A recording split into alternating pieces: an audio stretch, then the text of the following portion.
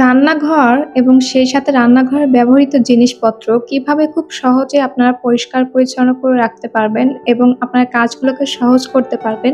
আজকে সেইরকমই কিছু কিচেন গ্যাজেটস আপনাদেরকে দেখাবো যা আপনাদের জন্য বেশ কাজে আসবে। এই যে দেখতে পাচ্ছেন আমরা কিন্তু আমাদের কিচেনের যে সারফেসটা আছে বা কাউন্টার টপ যেটা বলি আমরা, সেটা কিন্তু অনেক কাজে অনেক সময় দেখা যায় কি নোংরা হয়ে যায়। এই নোংরাটাকে পরিষ্কার করার জন্য আমরা বেশ ডিপ ক্লিন করে থাকি সাবান, পানি অনেক কিছুই দিয়ে। তা না হলে দেখা যায় কি যে এখানে যে ময়লাগুলো আছে এগুলো এইভাবেই থাকে, শুকিয়ে যায় এবং দেখতে পরে কিন্তু খারাপ দেখা যায়। তো আমরা সেজন্য কি করি, ভিম বার দিয়ে পরিষ্কার করি বা অনেক পানি দিয়ে এই জায়গাগুলোকে পরিষ্কার করে নিই। কিন্তু পানি দিয়ে পরিষ্কার করার ফলে দেখবেন যে অনেক পানি ব্যবহার করা হয়, আশেপাশে অনেক পানি জমে যায় এবং সেগুলোকে পরিষ্কার করতে অনেক কষ্ট হয়। এই যে দেখেন সেই কষ্ট কমানোর জন্য এখানে চাইলে আপনারা এই ধরনের একটা স্ক্র্যাপার ব্যবহার করতে পারেন। এটা কিন্তু পানি টানার জন্যই ব্যবহার করা হয়। এটা ছোট, এর একটা বড় ভার্সনও পাওয়া যায় যেটা বাথরুমে ব্যবহার করা হয়। তো ওয়াইপার বলে এটাকে সম্ভবত। তো এই ধরনের ওয়াটার ওয়াইপারটাকে আপনারা ব্যবহার করতে পারেন, ছোট যেটা। এটা আপনার কিচেনে অন্য কোথাও পানি পড়লে সেই পানিগুলোকে টেনে নিয়ে আসতে বেশ সাহায্য করবে এবং আপনার কাজটাকেও বেশ কমাবে। অনেক সময় হয় যে পানি সারফেসের উপর পড়ে যায়, সেটাকে মুছতে গেলে দেখা যায় কি অনেক কষ্ট হয়। সেই কষ্ট কমানোর জন্য কিন্তু আপনারা চাইলে এই ওয়াইপারটা ব্যবহার করতে পারেন। এরপরে যেটা হয় সেটা হচ্ছে আমাদের রান্নাঘরে কিন্তু বা খাবারের জন্য আমরা অনেক সময় বোতল ব্যবহার করি। বোতলে পানি খাই, রাতের বেলা শোয়ার সময় কাছে পানির বোতল নিয়ে শুতে হয়। তো সেক্ষেত্রে দেখা যায় কি কয়েকদিন পানির বোতলটা ব্যবহার করার পরেই পানির বোতল থেকে এক ধরনের গন্ধ আসে। তো এই গন্ধটা আপনারা কিন্তু চাইলে সহজেই ধুয়ে দূর করে ফেলতে পারেন। কিন্তু এই বোতলগুলো ধোয়া হচ্ছে সবচেয়ে টাফ। তো এই টাফ কাজটাকে সহজ করার জন্য আপনারা চাইলে এই ধরনের বটল ক্লিনজার ব্যবহার করতে পারেন। আমার এটা হচ্ছে ফোমের, আপনারা চাইলে ব্রাশ যুক্ত যে ক্লিনজারটা আছে সেটাও ব্যবহার করতে পারেন। তবে আমার কাছে মনে হয় ব্রাশের চেয়ে এ ধরনের যে ফোম লাগানো যেটা আছে এটা চাইলে আপনারা ব্যবহার করতে পারেন। এটা বেশ ইজি, হ্যান্ডি এবং সেই সাথে অনেক ভালো পরিষ্কার হয়। এটা আপনারা চাইলে আরএফএল থেকে নিতে পারেন বা অন্যান্য যেকোনো জায়গা থেকেই নিতে পারেন। খুবই কম দাম, অ্যাফোর্ডেবল এর মধ্যে বেশ ভালো একটা প্রোডাক্ট। আর এটা আপনারা হয়তো বলতে পারেন যে বড় বোতলের মধ্যে তো এই ফোমটা সহজেই ঢুকে যাবে। বাট না, এটা বড় বোতলের সাথে সাথে কিন্তু ছোট বোতলেও ব্যবহার করা যায়। আমি আপনাদেরকে ব্যবহার করে দেখিয়ে দিব। এটা দ্বারা আপনারা এই যে বোতলের যে মুখগুলো থাকে, মুখের ভিতরে কিন্তু সহজে পরিষ্কার করা যায় না। সেই অংশগুলোও কিন্তু আপনারা চাইলে খুব সহজেই এই ফোমটার সাহায্যে পরিষ্কার করে নিতে পারেন। ফোমের শেপটা যেহেতু নরম হয়, মানে বডিটা যেহেতু নরম হয়, এটাকে চাইলে আপনারা যেকোনো শেপের মাঝখানে ব্যবহার করতে পারেন আপনাদের কাজকে সহজ করার জন্য।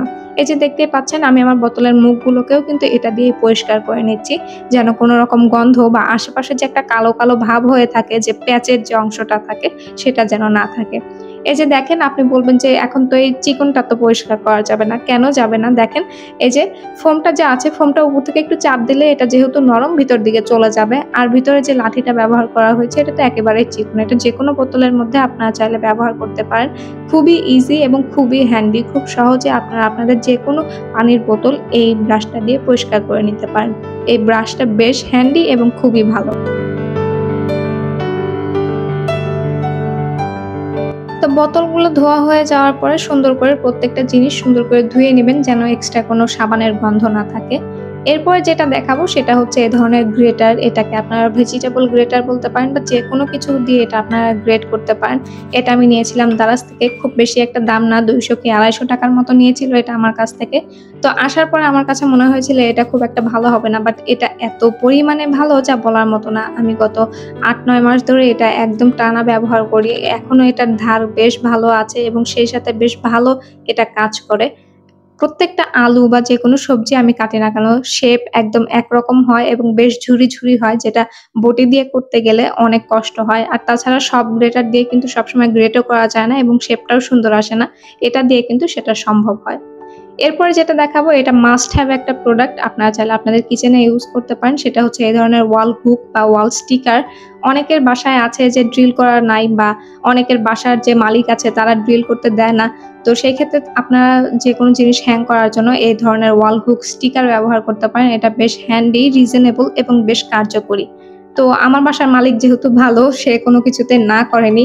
তো যার কারণে আমি হচ্ছে এখানে অনেকগুলো স্টিকার দিয়ে আমার রান্নাঘরে যা প্রয়োজনীয় জিনিস আছে প্রত্যেকটা জিনিস ঝুলিয়ে নিয়েছি এবং আমি এই বাসায় অলমোস্ট ১ বছর হলো আছি। এই জিনিসগুলো কিন্তু এখনো এভাবেই ঝুলে আছে ১ বছর হলো। একটু আঠা নষ্ট হয়নি। আপনারা চাইলে এটা ব্যবহার করে দেখতে পারেন। বেশ ভালো এবং বেশ কার্যকরী।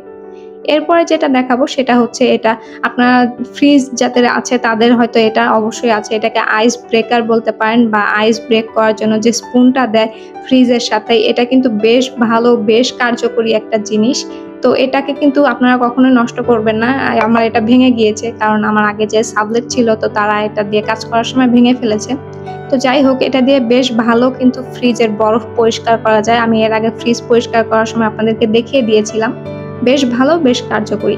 তো আজকে এই কয়েকটা জিনিসই দেখালাম। আশা করছি আমার আজকের এই ভিডিওটা আপনাদের ভালো লাগবে। যদি ভালো লাগে অবশ্যই লাইক, কমেন্ট, শেয়ার এবং সেই সাথে কিন্তু আমার চ্যানেলটাকে সাবস্ক্রাইব করতে ভুলবেন না। দেখা হবে নতুন কোনো ভিডিওতে। টিল দেন আসসালামু আলাইকুম সবাইকে।